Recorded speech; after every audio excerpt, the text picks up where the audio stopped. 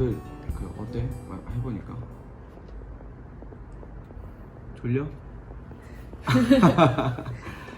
오늘 본문을 내가 잠깐 이야기하고 그 다음에 이제 말씀을 이제 어떤 포인트에서 하나님이 마음을 주시고 그랬는지 깨달았게 해주신 부분이 있으면 좀 나눴으면 좋겠는데, 어제 이어서 계속 이제 신명기 9장 말씀에 핵심이 되는 말씀이 있어요. 계속 반복이 되거든요. 3번 반복이 되는 말씀인데, 그게 뭐냐면 너는 목이 곧은 백성이다. 이 얘기를 계속 하세요.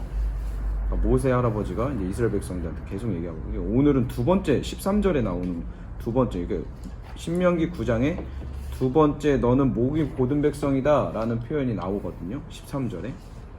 그러니까 가만히 보면, 지금 요단 동편에서 요단강을 건너기 전에 이스라엘 백성들에게 모세가 마지막으로 설교한 게 이제 신명기거든요.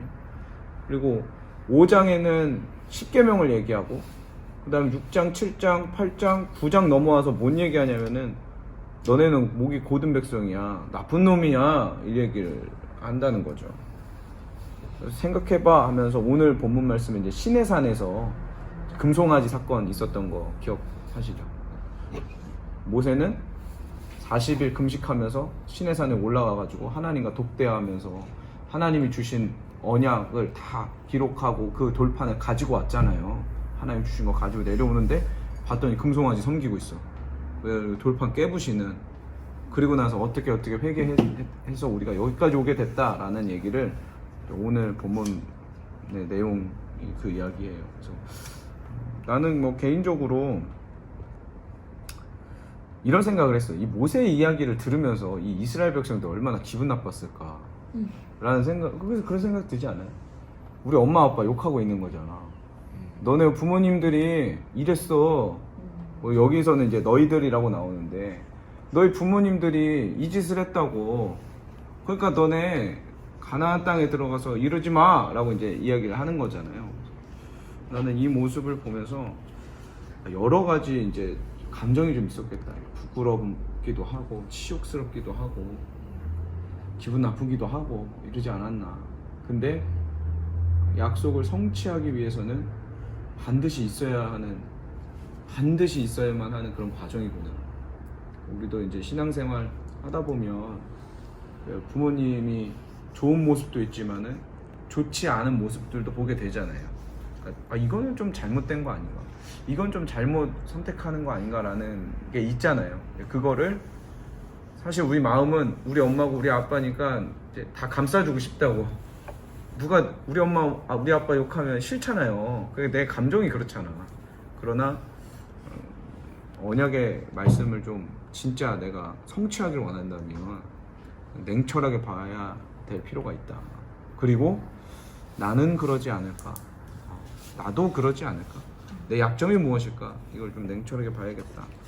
저는 좀 이런 생각을 좀 했어요. 그래서 내 아내부터 쭉 돌아가면서 어떤 말씀이 있었는지, 좀 어떤 걸 깨달았는지 이렇게 좀 나눠볼게요. 저는 어제 큐티도 그렇고 그제도 그렇고 계속 백성들에 대해서 얘기를 하잖아요. 목이 곧은 백성들에 대해서. 근데 오늘 큐티를 하면서 백성들보다는 지도자, 그러니까 모세에 대해서 좀 생각을 한 것 같아요. 어떤 포인트에서 조금 주목을 했냐면은 모세가 하나님이랑 나눴던 그 인격적인 교제에 대해서 좀 생각을 했는데, 좀 이상한 거예요. 이게 하나님은 주인이시고 우리를 다스리시는 분이신데, 제가 만약에 다스리는 입장이었으면 백성의 과반수 이상이 이렇게 불순종하면은 과반수 이상이 불순종하네? 이렇게 할 것 같은데, 이렇게 대다수가 이런 여자랑 살고 있어요. 대다수가 이렇게 불순종하는 백성들인데, 모세 한 명이 이렇게 얘기를 하면은 목사님이 아니라 하나님이 이렇게 마음을 바꾸시고 막 이렇게 얘네 다 멸망시켜야겠다, 이제 다 끝내버려야겠다 하다가도 모세가 40일 이렇게 금식하면서 또 기도를 하면 또 봐주시고 이렇게 하잖아요. 그래서 그걸 보면서 내가 생각한 이 다스림과 하나님의 다스림은 조금 다르다라고 생각을 해서 좀 의아했어요. 좀 계속 생각을 했는데, 하나님 왜 그러셨을까라고 계속 생각을 했는데, 하나님은 이게 결국 그 하나님의 마음을 알아들이고 하나님과 함께 이 땅을 다스릴 사람을 원하시는 게 아닌가. 그 대다수의 불순종하는 사람보다 하나님과 함께 마음을 함께하고 뜻을 함께하는 한 사람의 말에 더 귀를 기울이시는 거죠.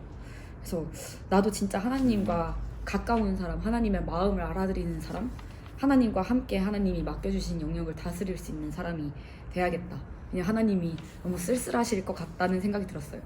그 한 사람의 이야기에 귀를 기울이실 정도로 그런 사람이 워낙 없으니까, 너무 없으니까 한 사람의 이야기에 귀를 기울이시는 게 아닌가. 맞아, 너는 내 마음을 아는구나, 이렇게 하시는 게 아닌가. 내가 그 사람이 돼야겠다라고 생각을 했고요. 그리고 또 16절, 17절, 18절 보면서 그 자기를 위하여 송아지를 부어 만들어서 여호와가 명령하신 돌을 이제 빨리 떠나는 이 사람들에 대해서 얘기가 나오잖아요. 네, 자기를 위하는 세대가 우리 세대이기도 하잖아요. 계속 자기에 대해서 강조하고 내 마음에 따라서 이제 가라, 내 감정에 충실해라라고 얘기하는 세대가 우리 세대인데, 모세는 이런 세대 앞에서 어떻게 반응을 했나 하고 보니까 17절에서는 엄청나게 분노를 하면서 돌판을 던져서 깨뜨렸고, 18절에서는 근데 갑자기 이렇게 태세를 바로 변환해가지고 그 백성들을 위해서 막 기도를 하잖아요. 그래서 이 세대를 대하는 나의 태도도 이래야겠다. 이 세대의 죄악에 대해서는 분노하지만 그만큼 그들을 위해서 기도하는 사람이 돼야겠다. 그래서 그 모세와 같은 하나님과 인격적인 관계를 맺을 수 있는 그런 한 사람, 주님이 원하시는 한 사람이 되어야겠다라고 생각을 했어요. 근데 저도 목이 고든 백성이라는 말도 많이 와닿았어요. 이 새벽에 보면 고집이 센 백성이라고 나오는데 제가 고집이 진짜 세거든요. 진짜 세는데 진짜 셉니다. 근데 저도 아는데 고쳐지는 부분들도 있고 잘 안 고쳐지는 부분들도 있는데 주님이 다뤄가시는 과정 중에 그래서 좀 더 내려놓으려고 하고 있고. 근데 저도 사모님하고 마찬가지로 좀 모세가 이제 주님하고 이렇게 친밀한 관계에 대해서 되게 묵상을 많이 했어요. 그래서 그리고 40일 금식하고 왔는데 또 40주야를 금식하고 또 40 왔는데 또 하잖아요. 그래서 좀 더럽다 진짜. 저 이거 보면서 솔직히 예수님도 떠올랐고 40일 금식하신 그 기억 떠올랐고, 이게 진짜 금식이라는 게 사실 주님하고 영어로만 사는 체험인데 그걸 보면서 그 모세가 이렇게 백성들을 향해서 우상 섬기고 안타까워하고 다시 살려달라고 하고 이런 것도 주님의 그과 친밀했기 때문에 주님의 마음이 있었기 때문에 가능했던 것 같고, 그래서 저도 이런 모세가 이렇게 리더로서 양들과 영혼들을 사랑하는 모습을 보면서 내가 한 영혼을 섬길 때 정말 40주야 금식은 잘 모르겠지만 아무튼 정말 이렇게 사랑으로 섬겨야겠다.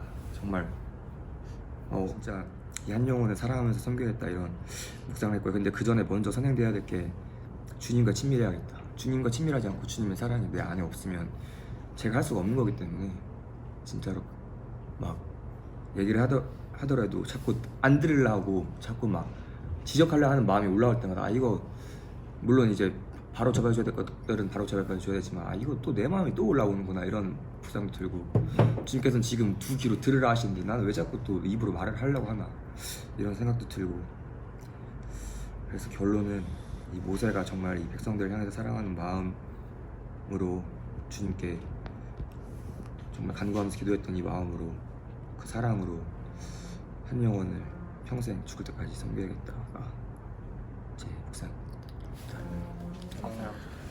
저 무쇠가 사랑이 많은 사람 같다는 생각을 했는데, 무쇠도 분명 앞에서는 이스라엘 백성들이 죄지는 모습을 보고 분노를 했지만 다시 그들을 위해서